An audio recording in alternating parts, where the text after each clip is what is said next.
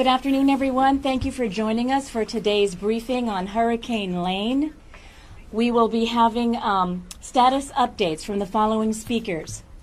Leanne Eaton, meteorologist from the National Weather Service, Governor David Ige, State of Hawaii, Senator Mazie Hirono, State of Hawaii, Honolulu Mayor Kirk Caldwell, City and County of Honolulu, William Roche, Federal Coordinating Officer, Region 9, Federal Emergency Management Agency, FEMA, Adjutant General Joe Logan with the Hawaii State Department of Defense, Tom Travis, Administrator, Hawaii Emergency Management Agency, HIEMA, and Rear Admiral Kevin Lunde, Commander, 14th Coast Guard District. We'll be hearing from all of these speakers before we take questions from the media. We also have the Department of Transportation here, the Hawaii Tourism Authority, and the Department of Land and Natural Resources to take questions after our 6 speakers. First up, Leanne Eaton, meteorologist, NWS.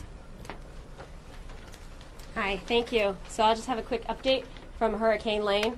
So the forecast ideology remains about the same. It's going to continue to move north pretty slowly over the next 24 to 36 hours and then make that westward turn. So it has already started to show signs of weakening. The shape is more asymmetric and the eye has started to fill in. With this recent 2 p.m. update, it has now been dropped down to a Category 3 hurricane with winds of 125 miles per hour. So it should continue to move north right into an area of higher shear, which would continue to weaken the storm as it does that. And so it is still expected to pass dangerously close to the islands as a hurricane on Friday. And the most uncertainty still lies within that weakening trend and the turn that it does take. So we'll be looking very closely at the storm as it does near the islands and to see what effect the terrain is going to have on the intensity and the westward turn of this storm.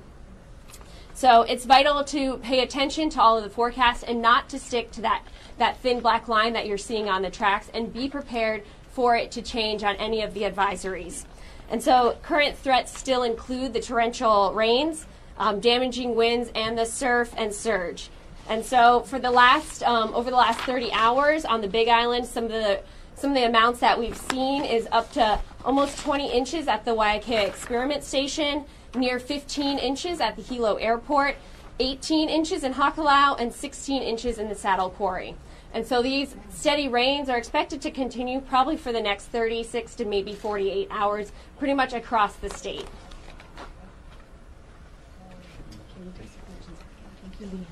Thanks, Leanne. Next up is Governor David Ige. Thank you for being here this afternoon. Just would want to remind everyone in the public that Hurricane Lane is still a dangerous and powerful storm, and so we are asking all of our residents statewide to pay attention, listen to the updates and the forecast, listen to your county civil defense emergency personnel, because they will have the most current information and directions about shelters that are open, roads that are closed, other activities that residents in our community need to be aware of to be safe. Just really would want to thank all of the partners, federal partners, FEMA for getting the presidential emergency declaration signed so quickly. It really allows all of us to lean forward, be proactive, to ensure the health and safety of our communities. Really want to remind people to stay tuned to the forecast, the civil defense messages from each counties. As we heard, we are getting significant rains on Hawaii Island. Rain has started on Maui County and will sweep across the state. We have to look out for the flooding and rain damage, storm surge along the south-facing shores. Want everyone to continue to be prepared and respond. Stay in contact with friends and families. If you feel shelter in place as the first option. If you feel that you're not in a safe place, then seek shelter in one of the many emergency shelters that have been open. Thank you. Our next speaker is Senator Mazie Hirono. This is yet another example of all hands on deck. And we have the federal, state, all of the counties here to make sure that we are protecting the health, safety, and welfare of all of our people, including, by the way, some close to 300,000 tourists who are in the state right now.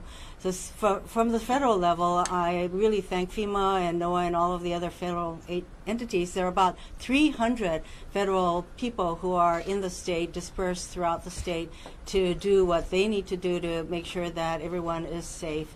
And so we remained, at alert to do everything we can in conjunction and coordination with the state and the counties. And I thank everyone for their efforts. I know some people have not slept, as happened during the eruption on the Big Island. And so that commitment is there, and I'm proud to be a part of the ongoing effort. And you've already heard about the warnings that everyone should be very alert. They should listen to the radio. They should watch TV. They should take the necessary efforts to make sure that they and their families are safe, especially those who are living near the coastal areas or where there's water. Mahalo. Thank you, Senator. Next up is Mayor Kirk Caldwell, City and County of Honolulu. Good afternoon and aloha. Wanted to share with you what we're going to be doing in very short order. We wanted to give some advance warning, but we are going to be initiating the outdoor siren warning system today at 4 o'clock in an abundance of caution. We're doing it at 4 because there's about 3 hours of daylight. After that, we want folks who feel that they're in areas prone to flooding, whether it be from storm surge or from the heavy rains that we know are going to be coming with Hurricane Lane, that they have time to get out of their homes or other places and seek shelter at one of our 20 shelters. As a last resort, they should be seeking shelter first with friends, families, those kind of folks. And if they don't want to go there, seek shelter space. Our buses starting at 4 o'clock, which continue on regular service until 6. At 6, the last buses go out. When they're powered with that service, they return to their bus barns. But all bus service from 4 to the end of service is free for all patrons. We're asking those who are seeking shelter when they get on the bus to tell the bus driver they want to go to a shelter. They'll be taken to an area, dropped off, and then picked up by a bus specifically to take them to shelter, because these buses will continue on their regular service till the service is power after 6 o'clock. This is to encourage all people who want to move while they can. Now, the shelters that we have right now, we have 20 on the island of Oahu. 17 of them have 350 folks in them already. Even though we don't feel the effects of Hurricane Lane yet. And I take that as a good sign that people are heeding all the warnings from everyone and taking action. For those who have questions, we have staffed up a emergency hotline. It's 768-CITY, 768-2489, 768-2489. We're there to answer any and all questions. If we can't get the answers, we'll go find them for you and get back to you. It's going to be staffed 24/7 all the way until Sunday evening. Once Lane passes, we know there will continue to be questions. We hope there's minimal damage, but whatever occurs, we'll be trying to help folks with that too. We'll also be asking first responders to go to the neighborhoods after we alert everyone through the siren to seek shelter if they want to, and we'll go to areas prone to flooding, both from storm surge and from rains. We also ask folks to go to our app, honoluluhnl.info, or the governor's social media apps, to get information that's updated every minute. I want to end with this. I mean, Lane, while it's been downgraded, is wide and very moist. And it's going to hang around for a while as it moves because it's moving slowly. And that's why we are taking so much precaution here. We saw what happened earlier this year with flooding out on the east side of Oahu with just a limited amount of rain, and we're seeing total rainfalls that could get up to 20 inches or more. And we don't want people after the fact said, why didn't you alert us? Why didn't you tell us? And then with the storm surge, again, we could see problems along our coastline. Want people to be aware. Finally, 2 thank yous. One, I want to thank Governor Ige. It's the first time in my 6 years as mayor that I've seen the type of coordination that's been going on since last Friday. He's been calling all partners together, federal, state, counties, all counties. And it's making a difference in terms of getting out communication. The second one is you in the media. Getting the information out that we share with you to all the viewers and readers We want to thank you for that. You're an incredibly important partner right now. Thank you.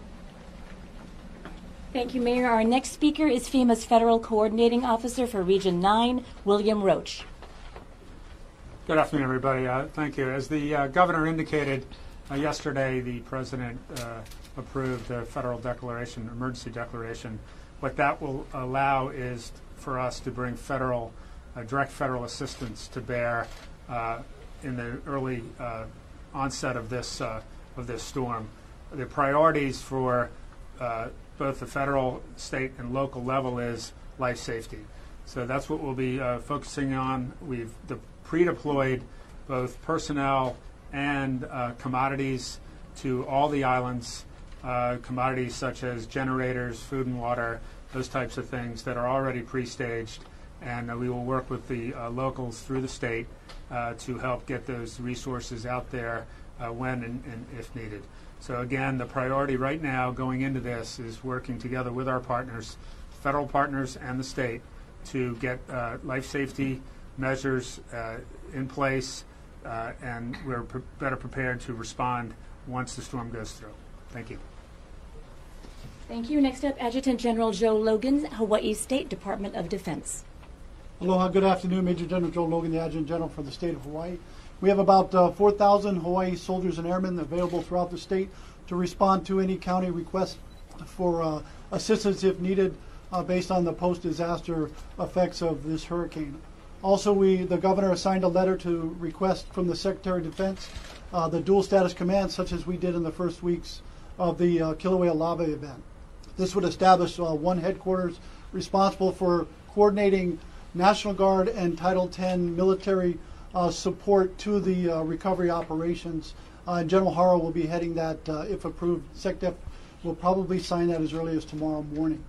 Again, we ask that all of our community members stay in touch with each other. You're the first responders in all your communities. To all of our residents, please have a plan. Please prepare yourselves. Get to know your neighbors as you'll be there first to help each other out in the event of post-disaster and possible isolation or flooding events that may block your neighborhoods. We're here to support and stand by, and thank you for the opportunity, the media, for getting the information out. Thank you, General. Please welcome Tom Travis, Administrator, HIEMA. Hello, my name is Tom Travis. I'm the Administrator of HIEMA. First thing I'd like to say is that although we can hope that the winds may not be as bad as we had feared, we're almost certain that we're going to have too much water in the form of rainfall, surf, and surge. All county, state, EOCs, emergency operating centers, are in full activation with the exception of the emergency operating center in Kauai. They probably will be going to full activation. Federal Emergency Management Agency and the Hawaii Emergency Management Agency have sent representatives to all county emergency operating centers. 3 counties are under hurricane warning, and Kauai County is under hurricane watch. Thank you. And our 8th and final speaker is Rear Admiral Kevin Lunde, Commander, 14th Coast Guard District. Good afternoon and aloha. The Coast Guard is fully integrated within the federal team led by FEMA. We're working with FEMA, the other federal agencies, and the Department of Defense to fully support the people in the state of Hawaii during this emergency. Our primary role for the Coast Guard, working with others, is to conduct search and rescue, to reopen the ports as quickly as possible following the storm's passage in order to restore life-saving commerce throughout the Hawaiian Islands, throughout the state. And third, if necessary, to respond to oil or hazardous material spills that may occur. Thank you. We will now open it up to questions to any of our 8 speakers. Also DOT, HTA, and DLNR representatives are also here. Governor, we've heard mixed messages about the risk to telecommunications. What is your understanding of people possibly losing their cell phone and internet service? You know, certainly disruptions in telecommunications of any sort when we have a major hurricane coming through an area is a possibility. Clearly, communications is a high priority function, And so if we do lose service, we'll be committed, and it will be a priority to work with the service providers to restore service as quickly as possible. We are not aware of any service disruptions at this time. Governor, it's looking more, well, like this will go on even after the storm passes. We're going to be dealing with the effects of this. And I don't know how much you prepared for that scenario. You know, we have been preparing for this scenario for a long time. We run through exercises constantly. We've had a number of hurricanes come through already in this hurricane season. So, you know, we are very well versed in the different options. I am thankful that FEMA and the other federal partners have really leaned forward. We've already pre-positioned significant amounts of commodities, food, equipment that can help restore service as quickly as possible. So obviously we cannot prepare for every single outcome, but we feel pretty good about where we're at with the amount of equipment and commodities that have been pre-positioned in each and every county. Not to mention the number of personnel that are already here in the islands to respond to what the aftermath of Hurricane Lane would be. For the National Weather Service, can you explain what the best and worst case scenarios are as of right now? Well, I mean, best case scenario would be that it weakens enough that the low-level trade winds, the low-level trade wind flow would take over faster and push the storm away from the islands. Worst case scenario would be that it stays stronger and the low-level trade wind flow doesn't have as much of an impact on the motion of the storm and it continues to track more north towards the islands. What is the role of Mauna Kea in all of this? This is what we're still looking at. That's why I noted earlier that we need to really pay attention to the storm as it does come closer to the islands. There haven't been many cases in which storms are that close in that direction to the terrain. And so that is something that we need to be looking at to see what exactly the role is of the terrain on the storm. Any other questions? For the Coast Guard, have there been any requests for rescue operations yet? As of the latest update I have, we have no current ongoing rescue operations. Obviously, we're always prepared for any search and rescue call for someone in distress, typically someone, a maritime distress call. But at this time, we're tracking no cases specific to the storm. Thank you. Mayor Caldwell, people who remember Hurricane Iniki and Eva say they remember not being able to flush their toilets. Is that a possibility today? It could be a possibility. What we've asked folks to do, of course, is store water in their bathtubs, also store extra water in containers, in buckets, so that they can put it in their toilet in order to flush it. Also, we've asked people to conserve water, not irrigate their lawns or fill up unnecessary things like swimming pools, hot tubs, those kind of things, because we want the Board of Water Supply to top off their tanks and their reservoirs so that they don't have to pump as much up there. And of course, gravity will also help. So it depends on where you're located. You may have water and you may not. So one, we ask residents to make sure they have enough water on site so they can flush their toilets and of course not waste water during this period of time. Thank you. Mayor, can you give us an update on the homeless outreach? So, you know, we've been very vigorous in getting out since last Friday to the homeless population on the island of Oahu. Some people are heeding that advice and moving, others are not. I think the media's done a good job of following us as we've done that, and you've seen some saying, yes, we're going to move. It's really a difficult thing. You cannot make people move who don't want to move unless I, through my emergency proclamation, do so. And at the necessary point, I would do that. We're going to see how it plays out in the coming hours. Mayor? Yeah. Yes. Will the 4 p.m. siren be the last and final warning for people to evacuate? That is our intention right now, to be the warning to go if you feel you need to go, and then to pay attention to what's happening around you, and to pay attention to all the information you're getting through media, through our social media websites, and to take action if you see things occurring in your neighborhood, because government can't be everywhere. You could have flooding on Manoa Stream and not at another stream, or you know, some type of storm surge out in Hawaii Kai and not on the west side. But if for some reason there was a need to initiate the siren warning again, we would, to get people to focus. Because with this warning, we will issue an EAS message, and we can continue to do that in the future. So I don't want to say it's the last one, but I'm hoping it's the last one. Could the FEMA representative speak to how much in food has been brought into the islands, and what happens if the damage is more extensive and the infrastructure is down for a lot longer and that proves to be inadequate? Okay. First off, we believe, off the top of my head, I can't give you the thousands of liters of water. It's in the hundreds of thousands. Commodities, blankets, tarps, those types of things that people would need immediately to safeguard against continued storm.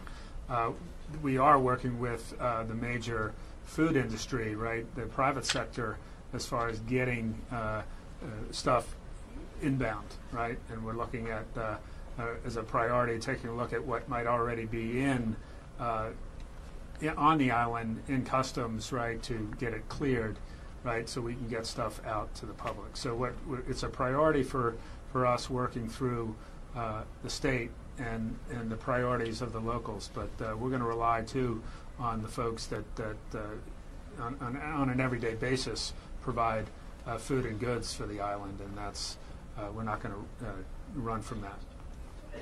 And when you say that you pre-positioned, sorry, back here.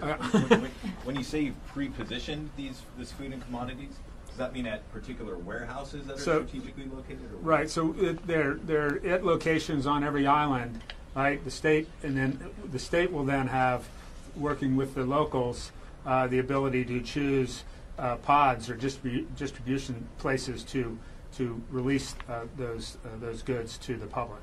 So right now they're at a central, kind of an undisclosed location that the state can then disseminate. It's not supposed to be secretive, but I couldn't give you the locations. They're probably in warehouses that the locals have provided, where we've given it to them or to the state, and they've stored it. Given that the Oahu population is so much greater than all the other counties, is it? It's balanced against the need as far as the number of the amount of water per person, the number of meals over a extended period of time. Let's say it's 6 or 7 days. That's how the planning process goes. To what the governor said before in regards to, we've done a lot of planning and exercising in my time at FEMA, which has been since '94, but more recently, probably since 2010 forward, about a Cat 4 hurricane coming in the way this one is.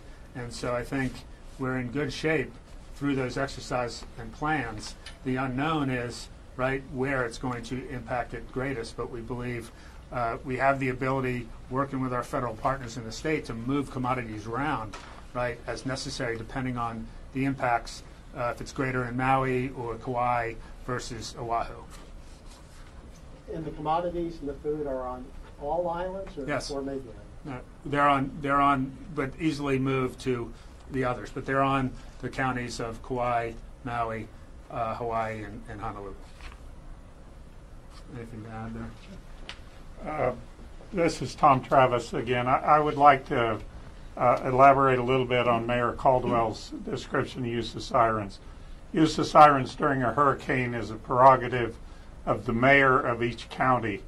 Mayor Caldwell described how sirens are going to be used in Honolulu. For those that view this from off of Honolulu, from Kauai, Maui, or the Big Island, or the other islands, they should check with their local county to determine what the meaning of the siren usage is. Thank you. I want to say I do appreciate that clarification. We've talked with the other mayors, and this is something that we're doing because of the size of our population, 1 million people here, shelter space, and infrastructure, and so we thought it was necessary to do so. But it's a prerogative of each county, and we've made sure the other mayors know what we're doing. Thank you. One more question for the Weather Service. Is there a sense of when, like the Big Island, for example, will have seen the worst of the impact, and when people there will know, okay, that the worst is behind them and things are getting better? I mean, I'm trying to get a sense of timing on the impacts going forward. Yeah, so it's Lane is expected to continue to move north into tomorrow, and so it's not just the center of the storm that has the impacts. They reach out. They have far-reaching impacts, and so all that moisture is still going to be moving over the Big Island, likely into the next 2 days or so, as it does continue to pass. Any other questions? All set? All right. Thank you, everybody. Thank you.